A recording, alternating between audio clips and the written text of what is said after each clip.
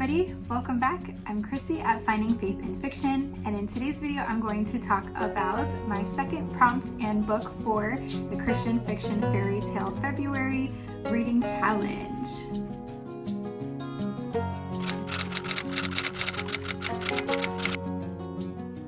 In my last video, I reviewed book 1 from my challenge, which was Stardust and Silence by Ashley Willingham. I totally gushed about it, so go check out that video if you're interested. It was amazing, 5-star read. And at the end of that video, I pulled out the next prompt from a jar full of all of the 9 prompts. I've already done sci-fi or dystopian retelling. That was Stardust and Silence. And at the end of my last video, I pulled out Rapunzel Retelling. And the book I had chosen for this prompt was Entanglements by Rachel McMillan. This was a novella, and it's part of a series of short novella stories called Finding Ever After. So the other authors in this kind of collaboration are Pepper Basham, Ashley Clark, and Betsy St. Amat. Now, 2 of these books I had actually pulled up and wasn't able to find Kindle editions for them. Maybe they exist or had existed at some point, but I couldn't find them. So I do know Entanglements is available on Kindle as part of Kindle Unlimited, and Between Stairs and Stardust by Pepper Basham also is. Again, maybe the other 2 are in print only, I'm not sure, but I wasn't able to find them. That's okay though. I specifically chose Entanglements because it is a Rapunzel retelling, and it looked like a really cute premise, so I'm excited to talk about it. So, Entanglements by Rachel McMillan. It says, Nick Ricci is a North End piano tuner and a part-time math tutor who wants nothing more than to compose, but there are few pennies to be found and an ailing father to support. When a well-paying opportunity arises as a rehearsal pianist for a wealthy heiress giving a recital at the Boston Conservatory, Nick grabs at the chance. He does not, however, anticipate a beautiful, intelligent woman frustratingly accompanied by a chaperone and promised to a brute of a fiancé. 𝘱𝑳𝘰𝑗𝑗 is trapped by her father's poor business decisions, her dowry and future attached to a man who will save her family's estate. With little to barter before her life is signed away to a man she does not love, she exacts a promise so she can perform one last time at a recital all of her favorite pieces before he spirits her from the city she loves and locks her away in his sprawling upstate manor. When Nick learns of Esther's entrapment, he promises to help her find an escape route, and together they plan a strategy as intricate as the chess games they play every afternoon while her chaperone dozes. To Nick, Esther, with the long coils of golden hair he sees loosened as she exchanges pins for failed chess moves, is the princess in the tower, entangling him in an unexpected adventure he never imagined. But every princess needs a prince, and Nick isn't sure he can be anything more than the rusty tin soldier when she needs a white knight and a trusty steed. Okay, so it does say at the bottom, originally published in the Finding Ever After collection, so maybe they're not, I don't know, maybe they're not published together anymore. I'm not sure. Okay. Either way, this definitely had Rapunzel tangled elements in it for sure, but they were a little bit more loose. So it was more of a loose retelling. It wasn't as exact to the story as like my last read was with Little Mermaid, but this was still a really, really good story. It was short, but it gave enough. If you've been here a little while, you know that novellas are not necessarily my favorite thing because they're like a little bit of a tease, right? You get hooked and then it's over. But I felt like this one had enough time. I feel like the story wrapped up really well. Everything we needed to happen happened, and it was so cute. It was so enjoyable. If you like music or chess, piano, this is a really great book. It was set in the 1920s in Boston, so kind of that like the end of the Gilded Era, kind of moving into like the Roaring 20s, during Prohibition kind of a thing. Then yeah, that's the historical time period. So this is definitely like historical fiction, romance, fairy tale retelling, all wrapped up into one. It was Christian. I would say the faith elements were very, very light. This one was not as faith-filled, definitely not as the last one, but definitely towards the lower end of things, I would say. All right, so Esther is the heiress, and she's engaged to this really mean fiance. He doesn't actually love her. He's just marrying into the family to kind of help with business that he's doing with her father. He doesn't treat her very well. He's very controlling. He basically wants to get her away from the city and upstate to his house and kind of just keep her there as his little trophy wife. And she does not want to go because that means giving up like concerts and performances. She sings, and she doesn't want to be locked away to like never be able to sing or perform again.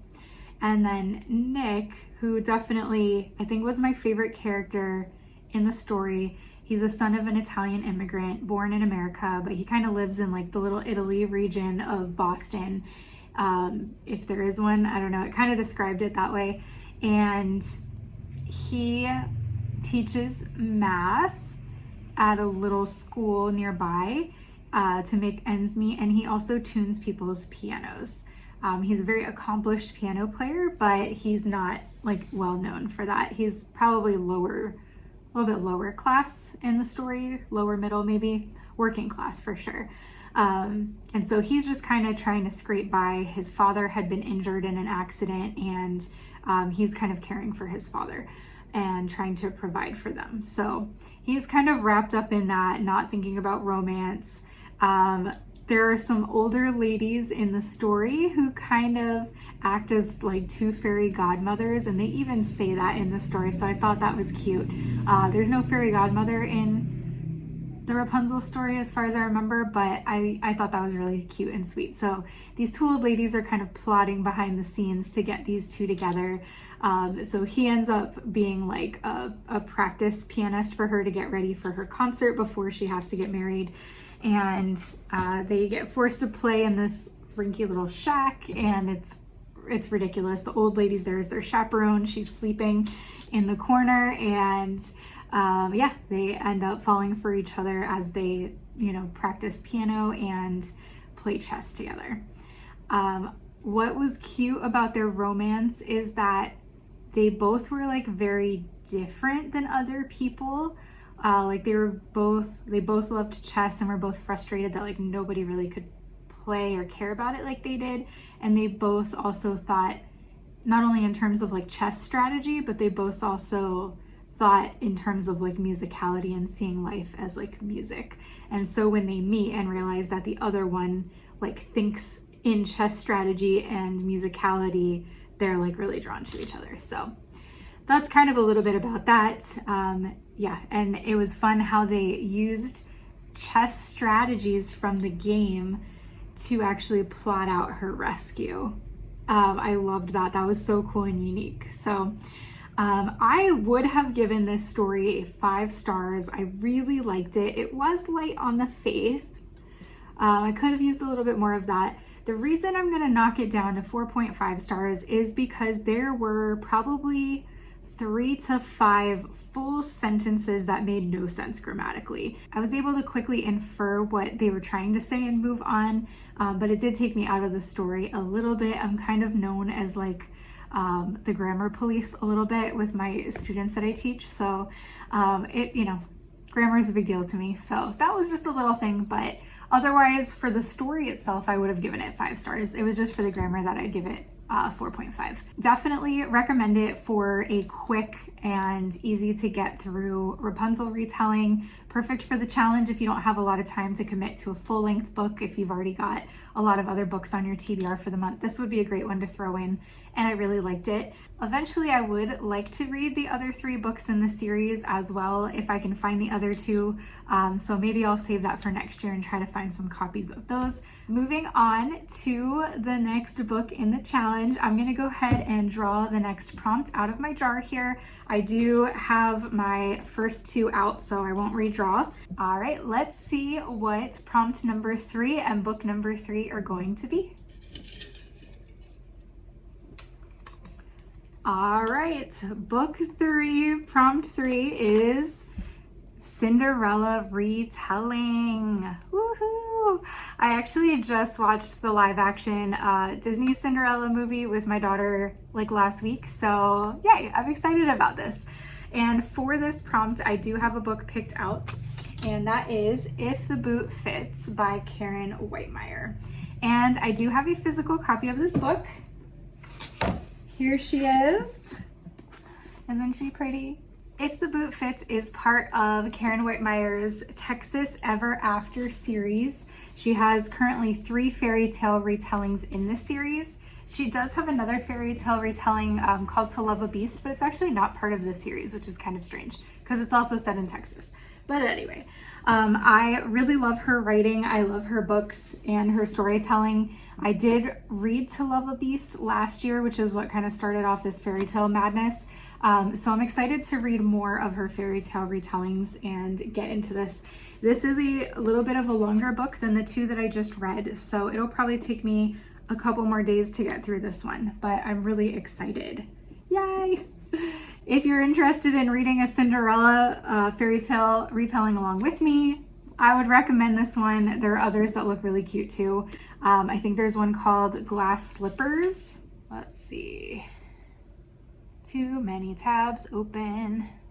Okay, yes, so there is a Cinderella retelling in Ashley Willingham's Clean Fairy Tales for Adults series. I told you guys in my last video that I loved Stardust and Silence. So another good Cinderella one would be Smoke and Glass Slippers. It is a gender-flipped dystopian Cinderella retelling. Dang, that one's dystopian too. Oh, I do have a book for a unique setting, so maybe I'll see what that is and if that could fit, because I really want to read that too. Okay, but anyway, if you're looking for a Cinderella retelling, If the Boot Fits would be a great one. Smoke and Glass Slippers would be a great one. I'm assuming, because I loved the other book, that this one's also going to be excellent. I'm sure there's plenty of more, but I definitely love these 2 authors, so those are great ones to start. All right, well, I'm gonna head off and start reading, and I'm so excited. I'm so excited about this book. I love her stories. All right, y'all. Thank you for watching. Enjoy the challenge, and I'll see you in the next video when I come back to review If the Boot Fits. Until then, God bless.